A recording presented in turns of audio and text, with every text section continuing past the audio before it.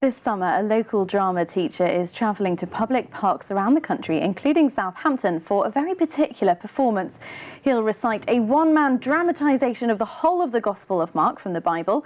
He's learnt the entirety of Mark off by heart, all 11,000 words of it, and he intends to perform it in the open air without props, scripts or scenery. And here to tell us more is the man himself, Stefan Smart. Stefan, thanks very much for coming in. What on earth possessed you to do this? Oh, well, I've just been as a drama teacher and an English teacher for many years. I've been telling stories to classes for many years and just enjoying holding a captive audience in that way and holding them, if you like, in the palm of my hand. And it occurred to me that I'd love to do this with what I think is probably the greatest story ever told. And so a few years back, I started learning the whole of Mark's Gospel and started performing it in various locations. But this is the first time I'm doing it in the open air. Hang on, a few years ago you started learning the whole of it? About 8 years. I've done it in bits. I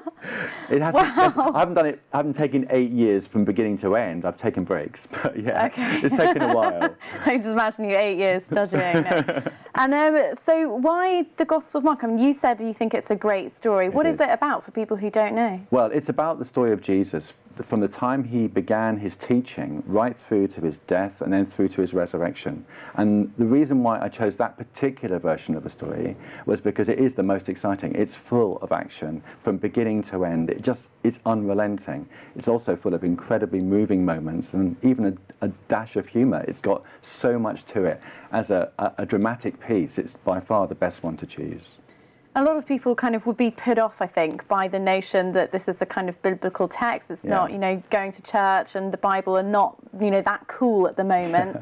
How are you going to kind of convert people, as it were, not to Christianity, but just to your performance? Well, I think they'll see. First of all, I've set it in the 21st century, so I'm the only actor acting a series of parts, but the main part is the narrator figure, who's a 21st century cheeky chappy. He's a Cockney, so he'll be immediately relevant, I think, to people. The story itself, though, even though it's, if you like, ancient history in some ways, it deals with the sort of things that everyone still deals with today. There are no differences in many ways between human beings who were alive in those days and human beings who are alive today. We have the same struggles, hopes, desires and dreams, and all of those are brought up in the story. So I'm hoping actually it'll be incredibly relevant to people as they watch. And do you think there's kind of a sort of lack of knowledge about the kind of Bible and biblical text? I think there probably is. I think that's possibly one of the motivations for me to do this. That people say that they know about the Bible, but I reckon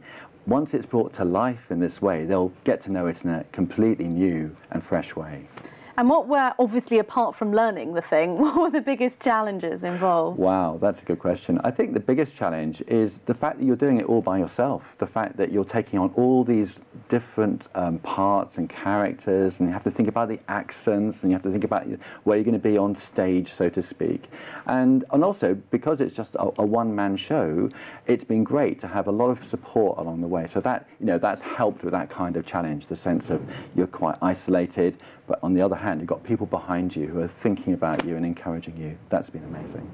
And how do you kind of perform two different parts at the same time? How does that work? It does. It depends on the actual scene, but generally what happens, I have to switch places. So if I'm one character in one speech, I have to move quite quickly to another location on stage to be the other character and simply face the open air where I once was. And it does actually work when you do that. You can even do it in threes, I've found, as well.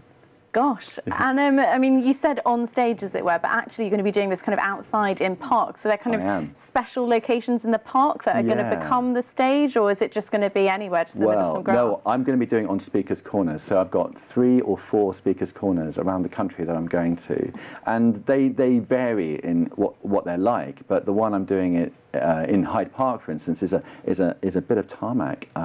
I'll need to kind of rope off a certain section of that tarmac so it's clear that's where I'll be. And I do a lot of movement in the acting, so I'll need to use as much space as possible in that roped off area. And kind of how long does it take, this whole thing, from beginning to end? It takes about 1 hour and 55 minutes, maybe slightly less, but I'm going to take breaks because I don't think people who are passing by are necessarily going to be held for 1 hour and 55 minutes. I will take maybe 20 minutes or 15 minutes at a time doing bits one after the other. Okay, and then you'll have sort of mini intervals, I suppose, for yourself. Exactly. And I mean, you were saying that you don't think people are going to be involved from beginning to end, necessarily watching the whole thing, so perhaps they'll be dipping in and out. How do you hope that people will respond to it? I hope they'll just be caught up in the story. When I've done it before, that seems to be what happens.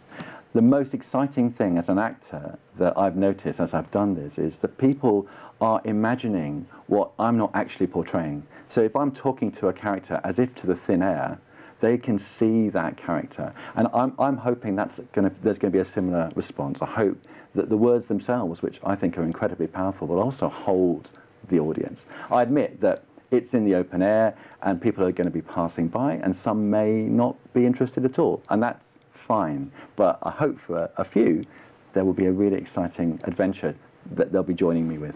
Okay, and so you're doing a dress rehearsal in Southampton. That's just right. Briefly before we go, tell us about that. That's in Hoglands Park. There is actually a speaker's corner in Hoglands Park. I didn't know that until... Who knew? Yeah, but there is one just opposite Debenhams, and on Sunday this week at 12 o'clock from noon onwards, I'll be doing a dress rehearsal, and it's kind of a workshop production just to see what it's like in the open air.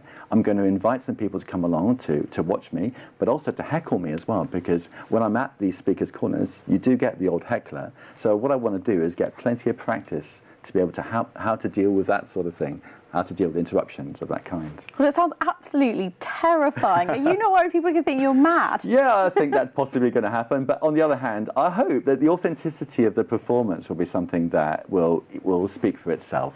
I hope. Well, Stefan, it's clearly something you're really passionate about, so I do wish you the best of luck with it. Thanks very much indeed, Charlotte.